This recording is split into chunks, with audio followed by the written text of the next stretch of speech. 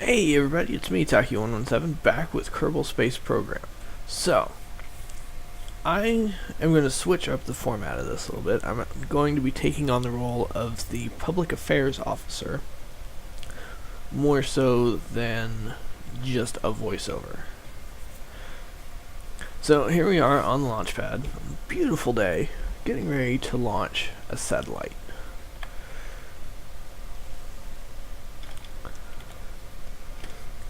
So, launching in 10, 9, 8, 7, 6, 5, 4, 3, 2, 1, and liftoff. There we go.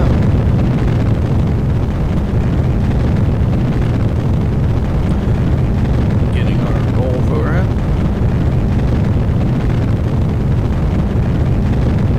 Currently 1 kilometer, 2 kilometers downrange.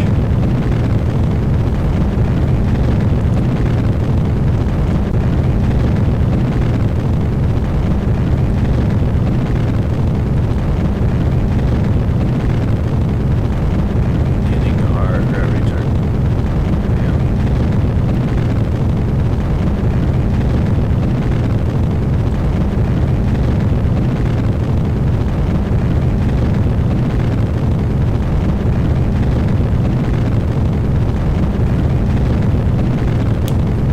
Currently at 2,500 meters, 300 meters downrange.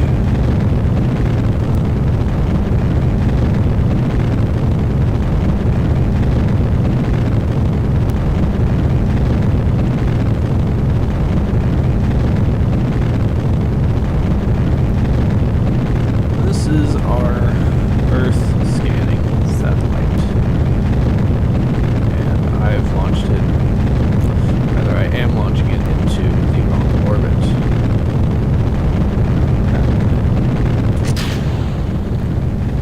Booster jettison.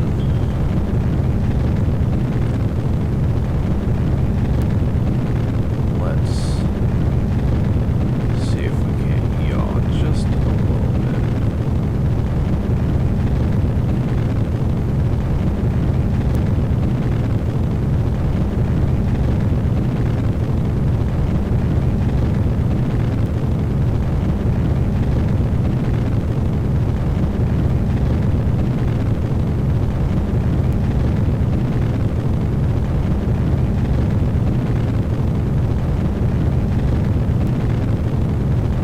So what I'm trying to do is correct my orbit and change my inclination to a more northerly course.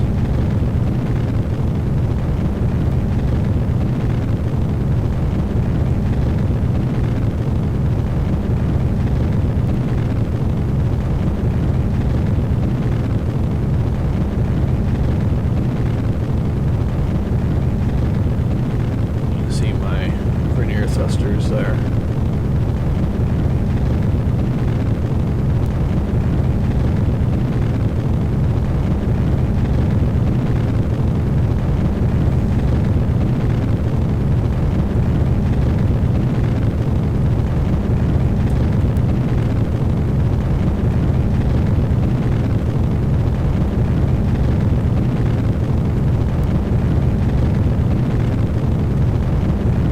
Now this is a horrible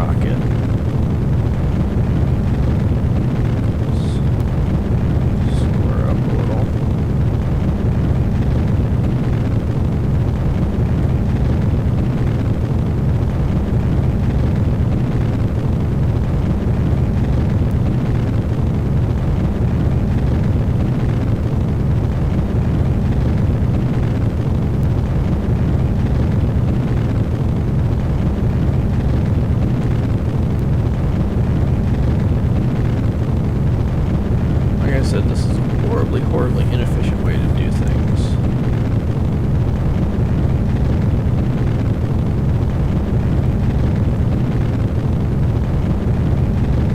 As you can see, my apoapsis is actually dropping.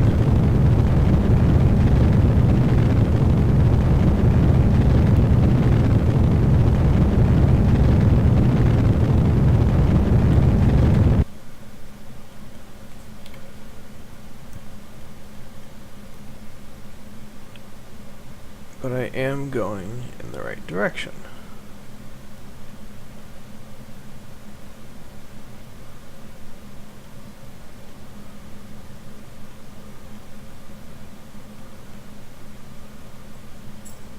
See my orbit moving here.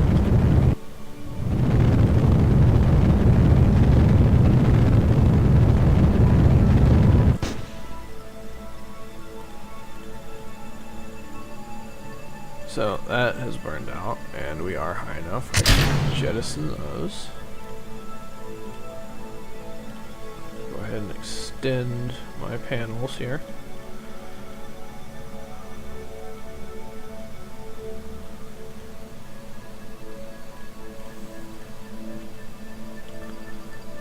Going to go ahead and jettison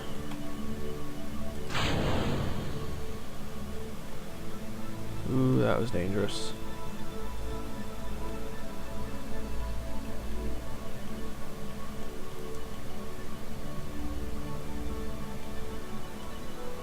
Well, let's see, how much power am I producing here? There we go. So plenty of power.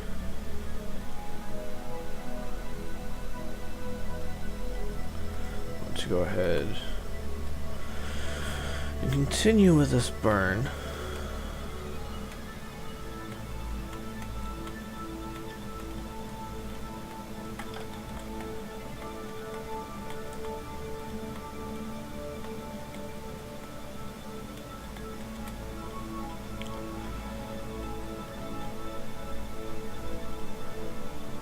There goes, looks like a fairing down there. Let's target the moon specifically.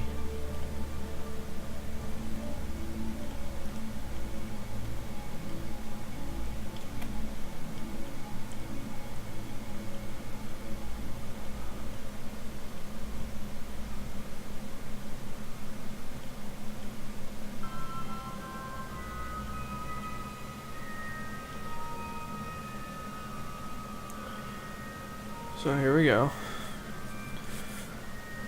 Continuing our plane change, I'm going to point normal positive for this.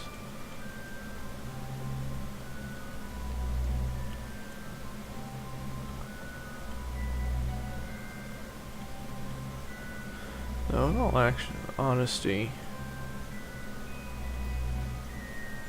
that should be good enough for now. I want to take this up to, I believe my target was 250 kilometers? I don't remember.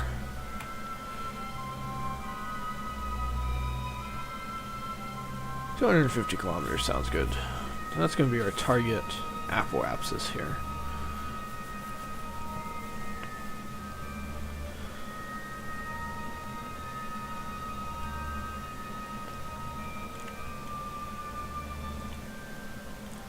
Apoapsis is increasing.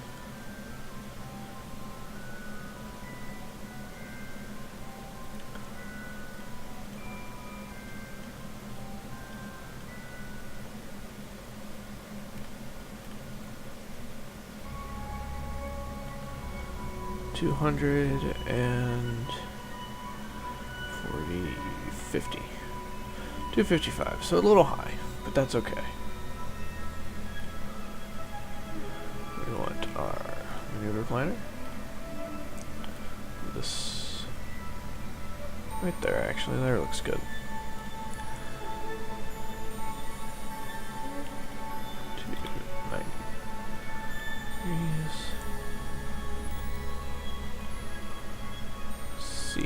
So that would take us, only about 213 meters a second. But I want to circularize first. Circularizing is important. Execute that node.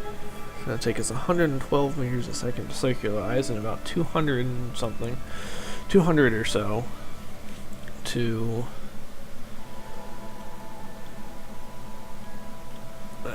change our inclination.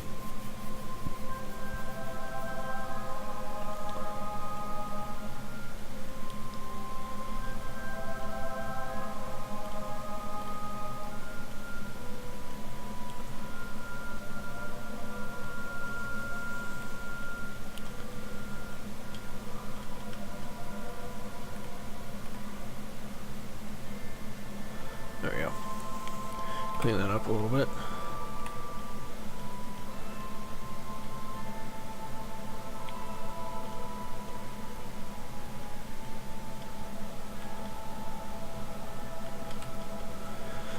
There we go, we're now performing our circularization burn. Now you notice this has a new instrument here. That is primarily for planet scanning.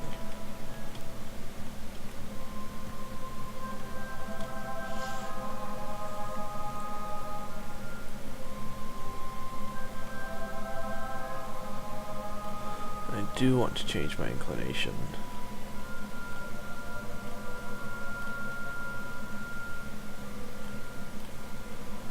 It is going to take me 218 meters a second of delta V and a burn time of 24 seconds. I want to do this before I start scanning so that I can cover the entire planet.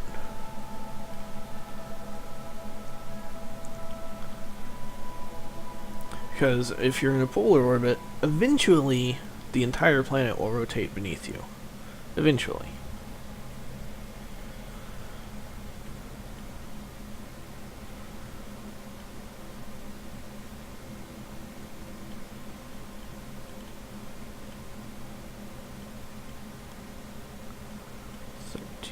There we go.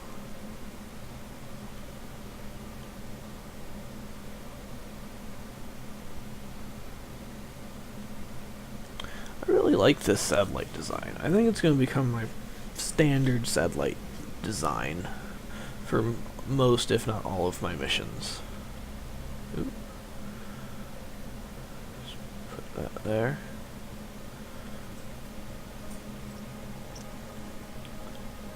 I mean, it's nice, it's compact, and it looks good. So here we go.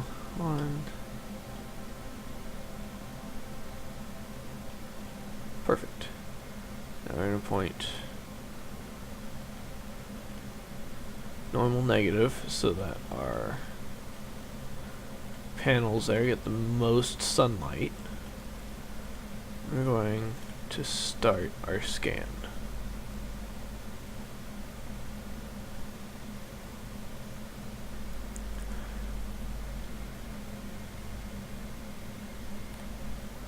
And there we go. So I'm going to warp a little bit, and you can see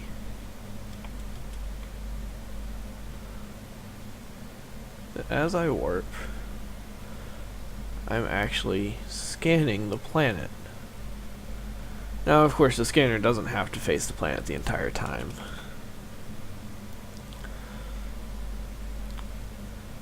It's kind of neat that it does, but it doesn't have to.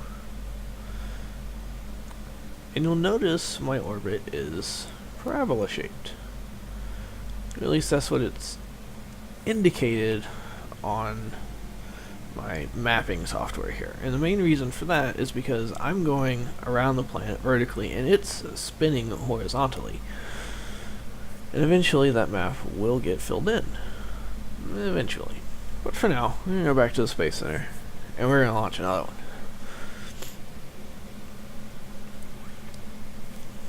And then I can, once that's finished, I will not only have completed my contract, but I will also be able to get quite a bit of science from that. after I have successfully mapped the planet. So we're going to go ahead and roll out. Actually, let's go ahead and roll out another Luna 3 mission.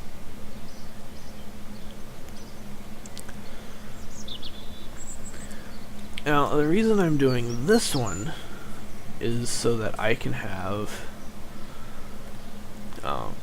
a satellite in orbit around the moon to provide lunar communication. Because without that, I can't land on the moon to complete my other contracts, like science data from space around the moon or from the surface.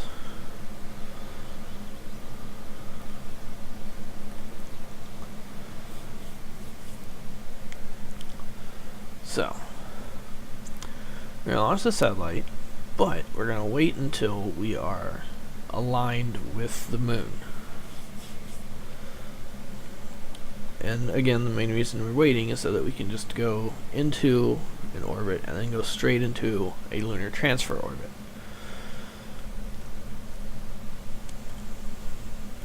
This is being launched on a Titan rocket, or a Titan-esque rocket rather.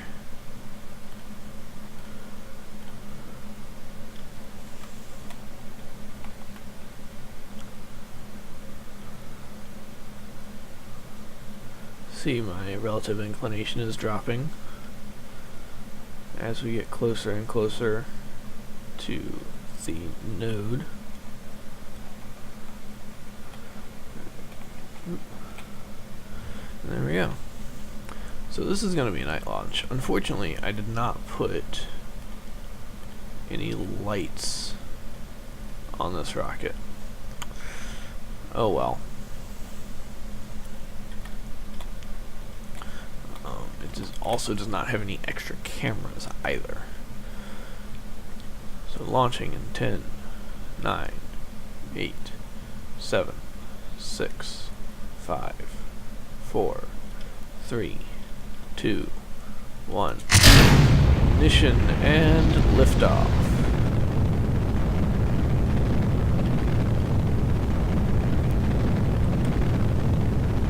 So we are going to roll very early in our flight.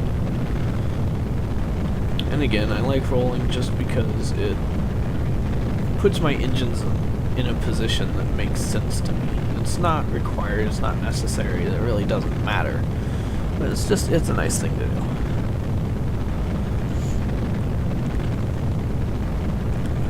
There we go, we're ascending.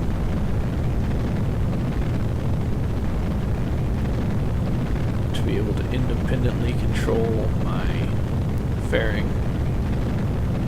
And here we go, we're beginning our gravity check.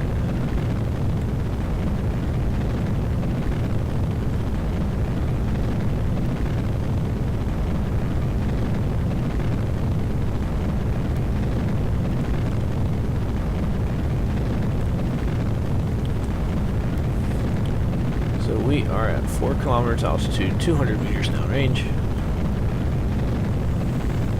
See if I can get some sort of speed, velocity, current thrust, drag, g-force. There we go.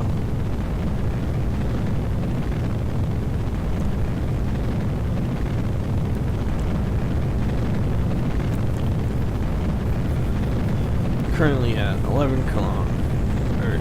Currently at 8 kilometers passing through Mach 1. Almost 3 kilometers downrange.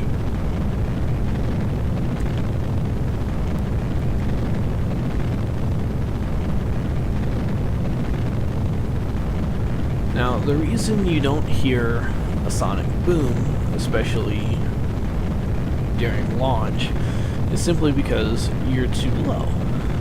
So, as you can see, a sonic boom happens at several thousand kilometers, or several thousand meters above the surface. So if you're behind the shockwave, you're not going to hear that. However, a sonic boom does happen. It's part of a rocket breaking the sound barrier. It is moving faster than the air around it, which causes a compression and then rapid expansion, which is what creates the boom.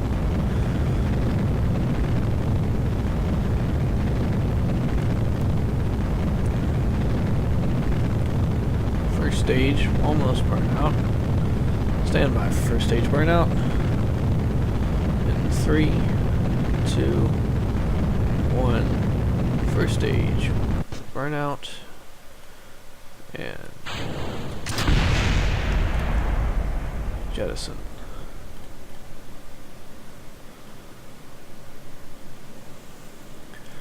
Once again, we have this Centaur upper stage, or rather the Gemini trans stage specifically. We'll put this into about 100 kilometer parking orbit, which is a fairly standard orbit. I'm going to deploy my fairings and my solar panels.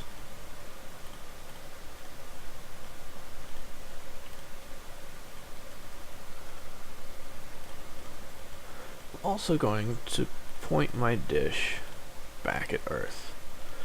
Now, of course, I don't actually need to activate it at the moment because I am still well within communication range of my near-Earth communication satellites. It's nice to have.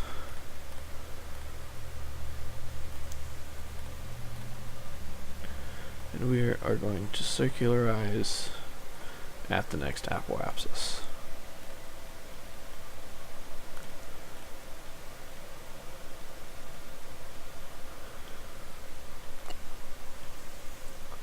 Look at that beautiful sun.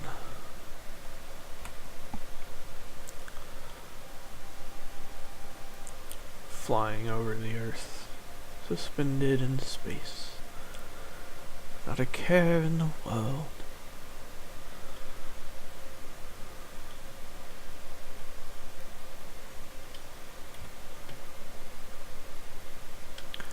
A little bit of an alignment there.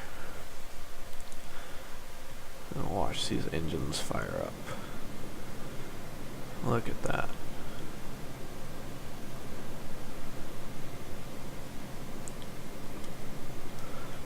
Pushing our payload ever faster, ever higher, off into the deep black space. That is not blocked. That's good. I am producing plenty of electric charge at the moment.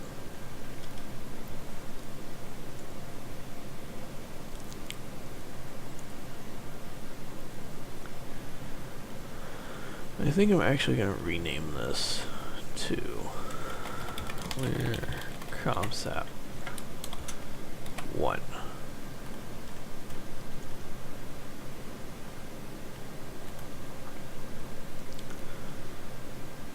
Here we go.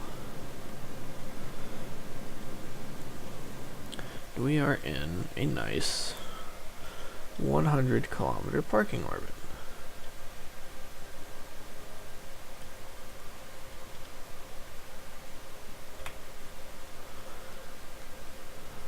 So now we get to transfer to the moon. Ooh, and I timed that just right. That's going to happen in about 4 minutes.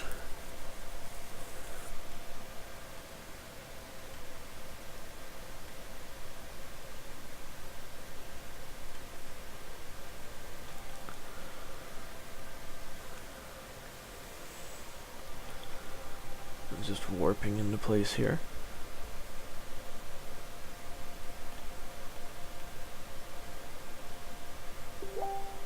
It's adjusting its trajectory.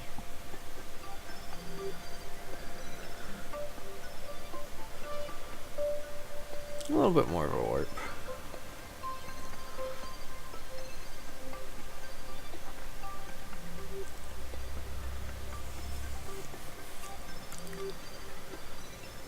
we go. Oh dear. It's recalculating its position, getting aligned along its intended velocity vector.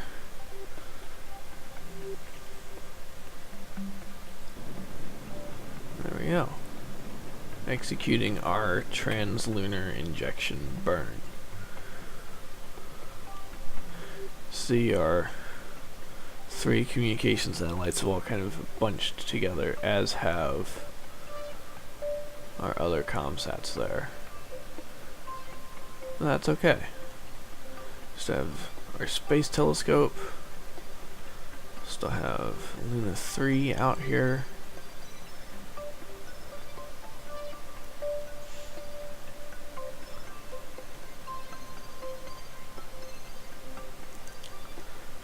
Burning for the moon. Now, our projected trajectory is actually going to impact the moon, but that's okay, because we are going to adjust it once we get there.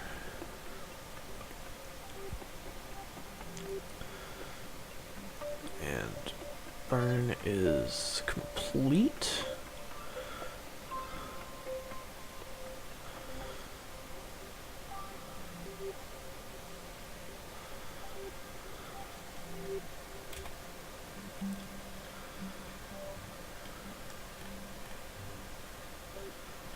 There we go. And until next time, I'm Taki117, and remember, it's only rocket science.